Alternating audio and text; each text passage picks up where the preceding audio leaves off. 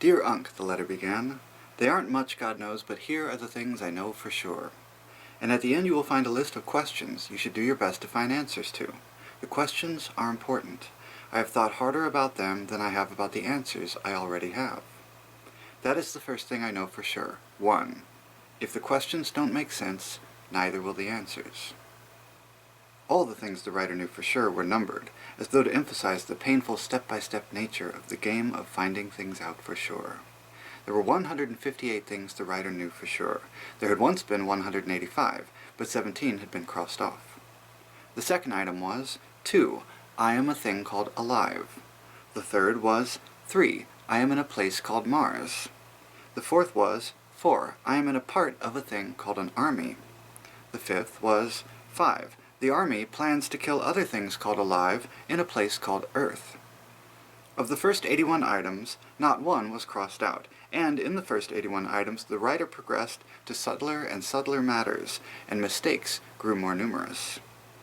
Boaz was explained and dismissed very early in the game. 46. Watch out for Boaz, Unc. He is not what he seems. 47. Boaz has something in his right-hand pocket that hurts people in the head when they do something Boaz doesn't like. 48. Some other people have things that can hurt you in the head too. You can't tell by looking who has one, so be sweet to everybody. 71. Unc, old friend, almost everything I know for sure has come from fighting the pain from my antenna, said the letter to Unc. Whenever I start to turn my head and look at something, and the pain comes, I keep turning my head anyway, because I know I am going to see something I'm not supposed to see. Whenever I ask a question, and the pain comes, I know I have asked a really good question. Then I break the question into little pieces, and I ask the pieces of the questions. Then I get answers to the pieces, and then I put the answers all together and get an answer to the big question. 72. The more pain I train myself to stand, the more I learn. You are afraid of the pain now, Unc, but you won't learn anything if you don't invite the pain. And the more you learn, the gladder you will be to stand the pain. There in the furnace room of the empty barrack, Unc laid the letter aside for a moment. He felt like crying, for the heroic writer's faith in Unc was misplaced. Unc knew he couldn't stand a fraction of the pain the writer had stood, couldn't possibly love knowledge that much. Even the little sample twinge they had given him in the hospital had been excruciating. He gulped air now like a fish dying on a riverbank, remembering the big pain Boaz had slammed him with in the barrack. He would rather die than risk another pain like that. His eyes watered. If he had tried to speak, he would have sobbed. Poor Unc didn't want any trouble from anybody, ever again. Whatever information he gained from the letter, information gained by another man's heroism, he would use to avoid any more pain. Unc wondered if there were people who could stand more pain than others. He supposed this was the case. He supposed tearfully that he was especially sensitive in this regard. Without wishing the writer any harm, Unc wished the writer could feel, just once, the pains as Unc felt them. Then maybe the writer would address his letters to someone else. Unc had no way of judging the quality of the information contained in the letter. He accepted it all, hungrily, uncritically, and in accepting it, Unc gained an understanding of life that was identical with the writer's understanding of life. Unc wolfed down a philosophy. And mixed in with the philosophy were gossip, history, astronomy, biology, theology, geography, psychology, medicine, and even a short story. Some random examples. Gossip, 22. General Borders is drunk all the time. He is so drunk he can't even tie his shoelaces so they will stay tied. Officers are as mixed up and unhappy as anybody. You used to be one, Unc, with a battalion all your own. History, 26. Everybody on Mars came from Earth. They thought they would be better off on Mars. Nobody can remember what was so bad about Earth. Astronomy, 11. Everything in the whole sky revolves around Mars once a day. Biology, 58. New people come out of women when men and women sleep together. New people hardly ever come out of women on Mars because the men and the women sleep in different places. Theology, 15. Somebody made everything for some reason. Geography, 16. Mars is round. The only city on it is called Phoebe. Nobody knows why it is called Phoebe. Psychology, 103. Unc, the big trouble with dumb bastards is that they are too dumb to believe there is such a thing as being smart. Medicine, 73. When they clean out a man's memory on this place called Mars, they don't really clean it completely. They just clean out the middle of it, sort of. They always leave a lot of stuff in the corners. There's a story around about how they tried cleaning out a few memories completely. The poor people who had that done to them couldn't walk, couldn't talk, couldn't do anything. The only thing anybody could think of to do with them was to housebreak them, teach them a basic vocabulary of 1,000 words, and give them jobs in military or industrial public relations. The Short Story, 89.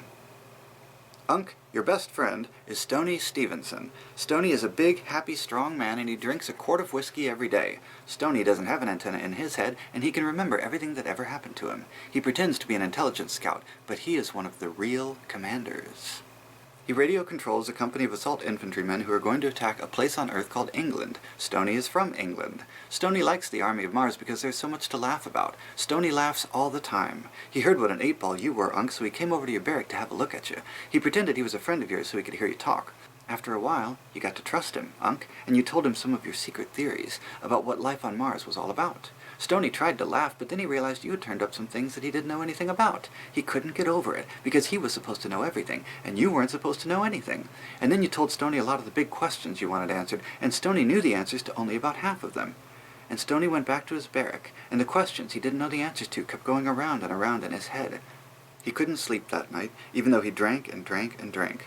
He was catching on, that somebody was using him, and he didn't have any idea who it was. He didn't even know why there had to be an army of Mars in the first place. He didn't even know why Mars was going to attack Earth. And the more he remembered about Earth, the more he realized that the army of Mars didn't have the chance of a snowball in hell. The big attack on Earth would be suicide for sure. Stoney wondered who he could talk to about this, and there just wasn't anybody but you, Unc.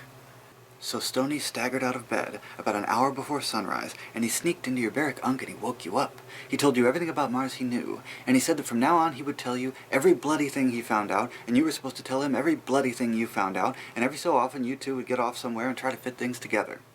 And he gave you a bottle of whiskey, and you both drank from it, and Stoney said you were his best bloody friend. He said you were the only bloody friend he had ever had on Mars, even though he laughed all the time. And he cried and almost woke up people around your bunk. He told you to watch out for Boaz, and then he went back to his barrack and slept like a baby. 156. Unc, old pal, said the letter to Unc. Every time you and Stoney find out something new, add it on to this letter. Keep this letter well hidden, and every time you change its hiding place, be sure to tell Stoney where you put it. That way, even if you go to the hospital to have your memory cleaned out, Stoney can tell you where to go to have your memory filled up again. 157. Unc, you know why you keep on going? You keep on going because you have a mate and a child. Almost nobody on Mars has either one. Your mate's name is Bee. She's an instructress at the Schliemann Breathing School in Phoebe. Your son's name is Chrono. He lives in the grade school in Phoebe. According to Stoney Stevenson, Chrono is the best German bat-ball player in the school. Like everybody else on Mars, Bee and Chrono have learned to get along all alone. They don't miss you. They never think of you. But you have to prove to them that they need you in the biggest way possible. 158. Unc, you crazy son of a bitch, I love you. I think you are the cat's pajamas. When you get this little family of yours together, swipe a spaceship and go flying away to somewhere peaceful and beautiful, somewhere where you don't have to take goofballs all the time to stay alive. Take Stoney with you. And when you get settled down, all of you spend a lot of time trying to figure out why whoever made everything went and made it. All that remained for Unc to read of the letter was the signature. The signature was on a separate page. Before turning to the signature, Unc tried to imagine the character and appearance of the writer. The writer was fearless. The writer was such a lover of truth that he would expose himself to any amount of pain in order to add to his store of truth. He was superior to Unc and Stoney. He watched and recorded their subversive activities with love, amusement, and detachment. Unc imagined the writer as being a marvelous old man with a white beard and the build of a blacksmith. Unc turned the page and read the signature. "I remain faithfully yours," was the sentiment expressed above the signature. The signature itself filled almost the whole page. It was 3 block letters, 6 inches high and 2 inches wide. The letters were executed clumsily, with a smeary black kindergarten exuberance. This was the signature.